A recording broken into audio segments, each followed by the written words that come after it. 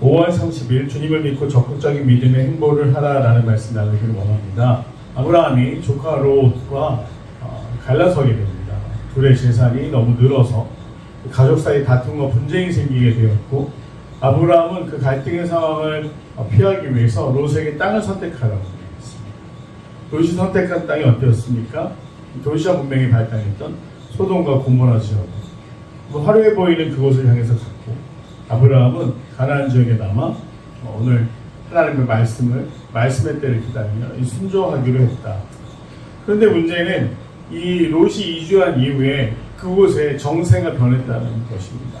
이 가나안 남부, 소돔과 고모라를 비롯해서 이 가나안 남부에 있었던 왕들, 오늘 말씀을 보면 소돔 왕 베라 왕, 고모라 왕 비르사 왕, 아드마 왕 시납과 스보임 왕 세메벨과 벨라, 이 사람들이 원래 자신들을 통치했던 엘라망 그돌라오멜과 고이망 티달, 엘라살왕 아리오 치날왕 아무라멜과 전쟁을 하게 됩니다.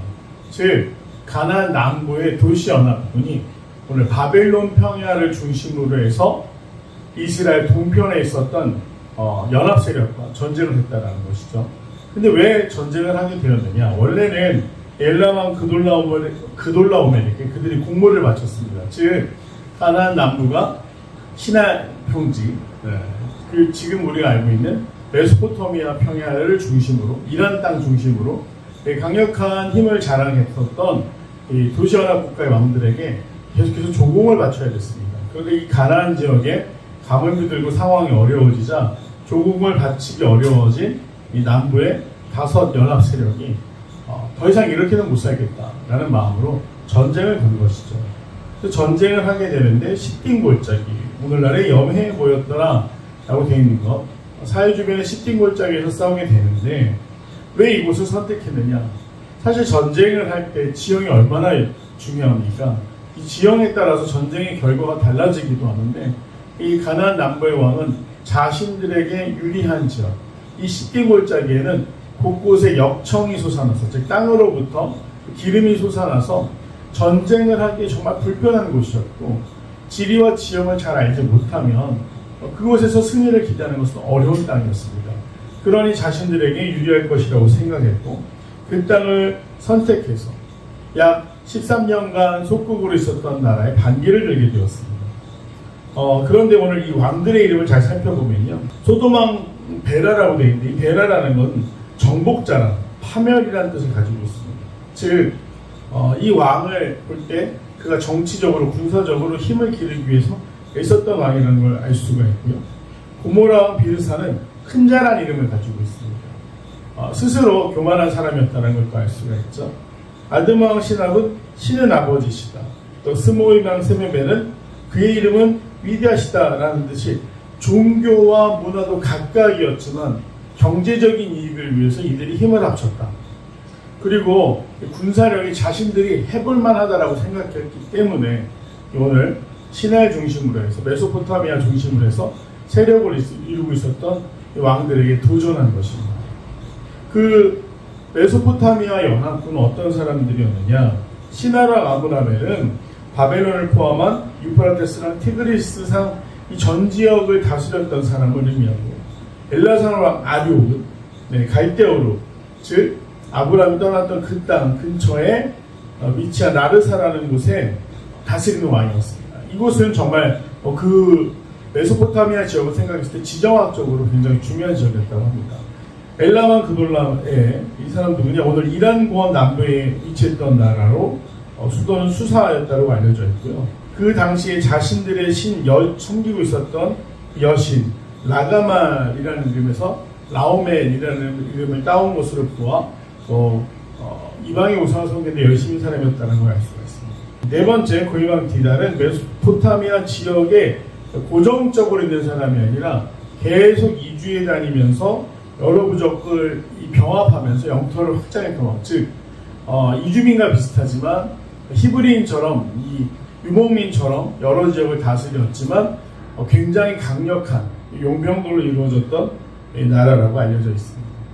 그런 강력한 왕들에 대해서 오늘 이 가나안 남부의 연합군이 도전해서 싸우는 상황, 그런데 이 싸우는데 그 과정이 어떻게 되느냐도 우리 오늘 한번 잘 살펴봐야 됩니다. 자, 메소포타미아 연합군이 이제 가나안 왕들을 처벌하기 위해서 이제 자신들에게 반란을 일으켰기 때문에 그 반란을 진압하기 위해서 오는데 5절에 보면 그들이 어떻게 진격해 왔는지 잘 기록하고 있습니다.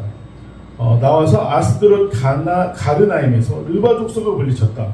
여기서 르바 족속은 누구냐? 성경에 보면 원래 르바임 족속이라고 알려져 있는 족속인데 이 르바임이란 말, 르바란 말은 크다라는 말이라고 해요. 이 사람들 거인족으로 알려져 있습니다. 그래서 우리 창세기부터 시작돼서 이 아낙 자손들 또는 네피림이라고 알려져 있었던 거인 족속의 후손으로 알려져 있는데 이 르바 족속의 마지막 왕이 바사람 옥인데 넓이가 1.8m, 길이가 4.1m나 되는 침대에서 생활했다라는 거 보면 굉장한 거인이었다. 거의 3m를 넘게 육박하는 거인이었다라는 걸 알 수가 있습니다. 그래서 이 거인 족속을 오늘 메소포타미아 연합군이 어떻게 했다고 무찔렀습니다. 또 5절을 보면 수스 족속을 무찔렀다. 그런데 이 사람들은 이제 아르논강과 야복강 사이 이 르바임 족속에서 같이 이 거인족과 살던 사람들을 의미하고요. 또 수스 족속을 무찌른 이후에는 M 족속을 무찔렀다라고 되어 있는데 이 M 족속 또한 이 거인 족속이었을 것이다라고 알려져 있습니다. 그렇다고 한다면 오늘 이 메소포타미아 연합군이 얼마나 강력한 군대인지 알 수가 있습니다. 그들은 불리한 지형 또 거인을 상대로도 능숙하게 전투를 행하는 사람들이었습니다. 그리고 드디어 이 스팅고짤기에서 전투가 벌어지는데 역청무더기가 많고 그걸 잘 알고 있는 본인들이 유리할 거라고 생각했지만 전쟁에 탁월했던 메소포타미아 연합군은 오늘 가나안 연합군을 정말 처참하게 무찌르게 됩니다. 그래서 성경의 기록은 이 소돔 왕이 바로 도망치는 것을 말하고 있습니다.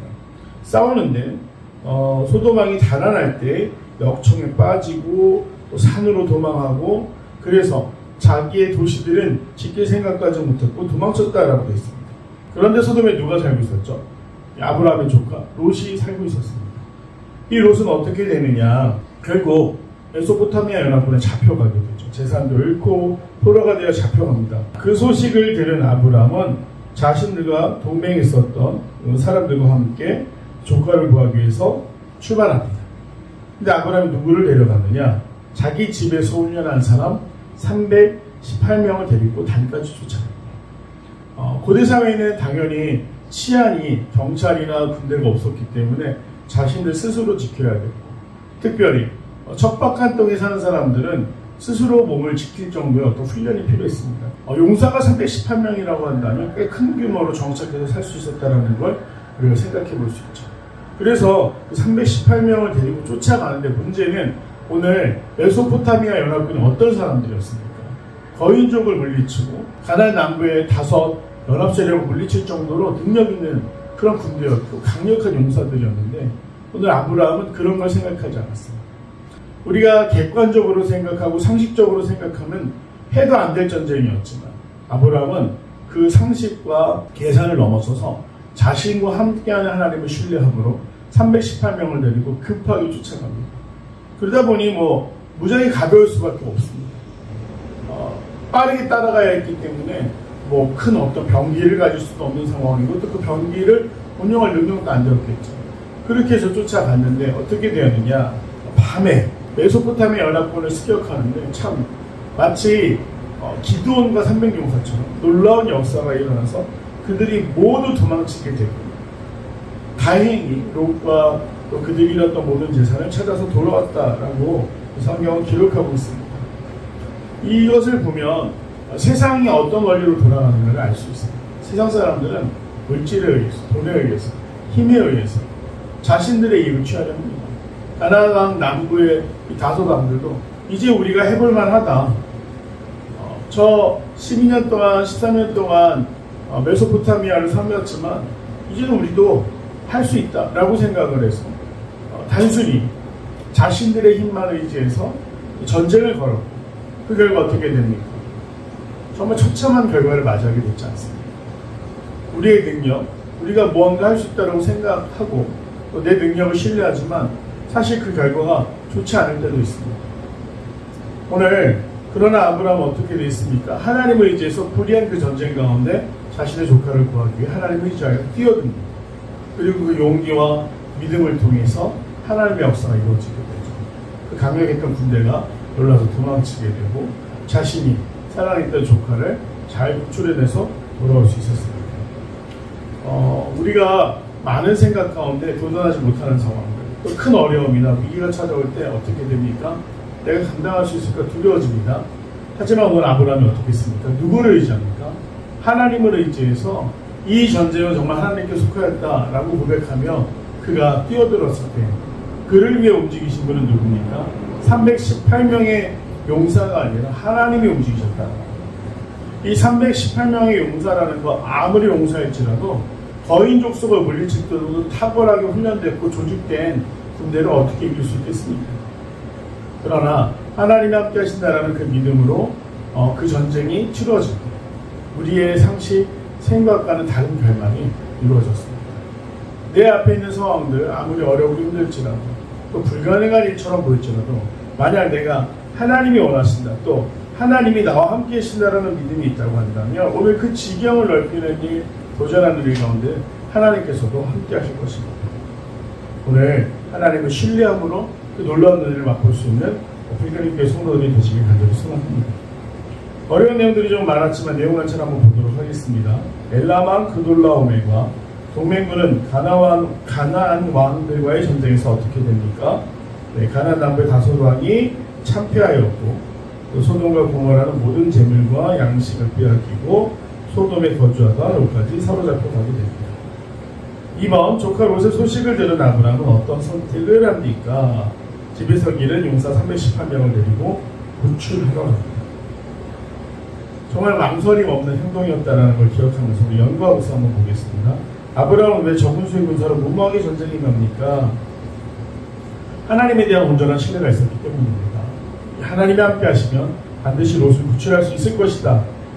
아브라함은 전쟁에 이기기 위해 한 것이 아니죠. 롯을 구출하기 위해 갔지만 결국 그들이 도망치게 되는 놀라운 역사를 목격하게 됩니다. 느낀 점, 하나님을 신뢰하며 적극적으로 최선을 다해 전쟁에 승리한 아브라함의 모습을 보며 무엇을 느낍니까? 정말 하나님에 대한 믿음이 얼마나 중요한가 생각하게 되죠. 우리의 생각이나 내 능력을 의지할 때는 우리가 자꾸만 계산하게 됩니다. 그리고 그 계산을 통해서 어느 정도 내가 납득이 돼야 움직이죠. 하지만 오늘 아브라함은 그렇지 않았어요. 불의한 일에 있어서, 그리고 그가 정말로 옳다라고 생각하는 일에 있어서 하나님이 함께 하신다는 믿음으로 뛰어들었을 때 그는 놀라운 정말 하나님의 인도와 보호하심을 경험하게 됩니다. 우리는 어떻습니까? 너무 많이 생각하지 마십시오. 많이 생각할 것이 아니라 많이 기도해야 될 줄로 믿습니다. 많이 걱정하지 마십시오. 우리가 끝까지 믿어야 될 줄로 믿습니다. 그런 역사를 만들어갈 수 있는 필리핀교회 성도들이 되시길 간절히 소망합니다. 결단과 적용입니다. 하나님을 온전히 신뢰하지 못해 믿음의 선택을 주저했던 적은 언제입니까? 눈에 보이는 확실한 것이 없을지라도 적극적으로 하나님을 믿고 믿음의 행보를 하기 위해 무엇을 실천하겠습니까? 믿음은 뭐에서 난다라고 말씀드렸죠. 들음에서 나옵니다. 말씀을 가까이 할 때. 정말 별것 아닌 것 같지만 계속해서 내가 말씀을 읽어내려 하고 들으려고 할 때 나의 믿음은 강건해집니다. 또 믿음은 무엇입니까? 네, 보이지 않는 것들의 실상입니다. 바라는 것들이 이루어지는 것입니다. 누구와 함께 할 때? 하나님을 신뢰할 때. 내 능력이나 내 노력으로 된다는 생각이 아니라 매 순간 기도하며 하나님을 신뢰할 때 우리는 보이지 않는 것들의 실제고 바라는 것들의 실상이 놀라운 은혜를 경험하게 됩니다. 또 믿음은 무엇입니까? 믿음은 하나님에 대한 완전한 사랑이라는 것을 기억하시고 오늘 하루도 주님께 그 귀한 고백들을 올려드리면서 믿음의 증거가 되는 그런 삶을 살아가는 필리핀교회 성도들이 되시기를 간절히 소망합니다.